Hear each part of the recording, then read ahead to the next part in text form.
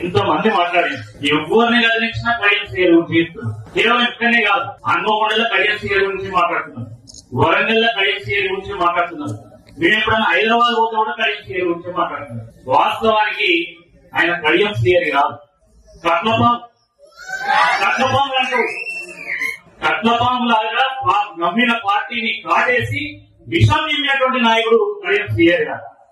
అవకాశవాదానికి అంగీ ప్యాంటు వేస్తే ఎట్లుంటాయంటే సీఆర్ గా ఉంటుంది. అంత దారుణమైనటువంటి అవకాశవాదం.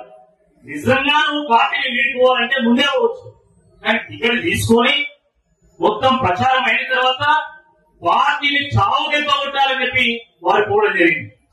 శ్రీయర్ గారు ఉపాధ్యాయుడిగా వారి జీవితాన్ని ప్రారంభించారు. ఉపాధ్యాయుడిగా సమాజానికి ఒక ఉదాహరణ ఇవ్వాలి, సమాజానికి ఒక సందేశం ఇవ్వాలి. కానీ నమ్మిన పార్టీని మోసం చేయమనే ఒక ఉదాహరణ చెప్పిండు. నమ్మిన ప్రజలు ఆ నమ్మకాన్ని మమ్ము చేయాలని ఒక సందేశం ఇచ్చింది. చాలా దుర్మార్గం. ఇదే ఆయన విద్యార్థుల పాఠాలు చెప్పింది, ఇదే నా భావితరానికి ఒక స్ఫూర్తిని అందించింది. ఈ పౌరుషాల గడ్డ ఓరుగల్లు మీద పుట్టి ఈ రోజు మన ఓరుగల్లు పరువు తీసినటువంటి నాయకుడు శ్రీహరి గారు. త్యాగాల గడ్డ ఓరుగల్లు మీద భోగాలను అనుభవించి పార్టీని మోసం చేసినటువంటి నాయకుడు శ్రీహరి గారు. కాబట్టి నిజంగా ఆయనకు నిజాయితీ ఉంటే, ఎందుకంటే ఆయన ప్రతిసారి నేను నిప్పు నిజాయితీ తొక్క తూటకూర అని చెప్పేసి గొప్ప గొప్ప లెక్చర్లు కలుస్తా ఉంటాడు. నిజంగా నీకు నిజాయితీ ఉంటే నువ్వు నిప్పు అయితే తక్షణమే రాజీనామా చేసి డాక్టర్ రాజయ్య గారిని ఎదుర్కోవాల్సిన సందర్భంగా డిమాండ్ చేస్తా ఉన్నాను.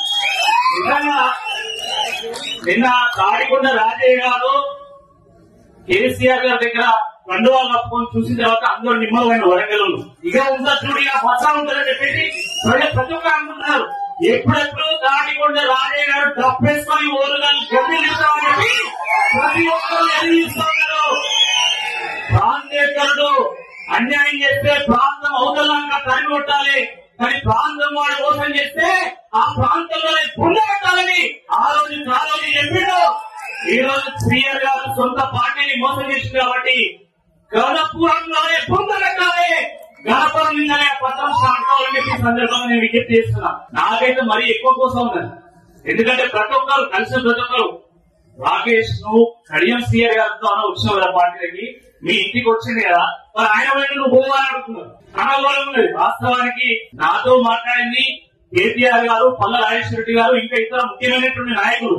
కేసీఆర్ గారు ముఖం చూసి, కేటీఆర్ గారు ముఖం చూసి, పల్లా గారు ముఖం చూసి, నాయకత్వ ఘనముఖం చూసి నేను వచ్చిన కడియం సీఆర్ గారి ముఖం చూసి రాలే. కాబట్టి మిత్రులారా మనం చూస్తా ఉన్నాం, ఆయన ఏ పార్టీ నుంచిలో ఆ పార్టీ దగ్గరికి వెళ్లి పోటీ చేస్తా ఉన్నాడు. 6 గ్యారంటీల పేరు మీద రాష్ట్రంలో ప్రభుత్వం ఏర్పాటు చేసినటువంటి కాంగ్రెస్ పార్టీ ఈరోజు పార్లమెంట్ ఎన్నికల్లో గెలిచినటువంటి గ్యారంటీ లేదు. నిన్న పాలమూరు సభలో రేవంత్ రెడ్డి గారు మాట్లాడుతూ కాంగ్రెస్ పార్టీ ఎందుకు కూడా కొడతారు, ఎందుకు కూడా కొడతారు, గంట సేపు కొన్ని అసలు పావు గంట సేపు కాంగ్రెస్ పార్టీని ఎందుకు కూడా కొడతారు, ఎందుకు కూడా కొడతారు అని మాట్లాడారు. కాంగ్రెస్ పార్టీని ఎందుకు కూడా కొడతారంటే అక్కడ ప్రాజెక్టుల కేసులు తెరిచి నీళ్ళన్ని సముద్రంలో కలిసేలా చేసేందుకు, కరువు తెచ్చినందుకు కాంగ్రెస్ పార్టీని ఓడగొడతారు. కాంగ్రెస్ పార్టీని ఎందుకు ఓడగొడతారంటే మొత్తం పంటలన్నీ ఎండబెట్టినందుకు కాంగ్రెస్ పార్టీని ఓడగొడతారు.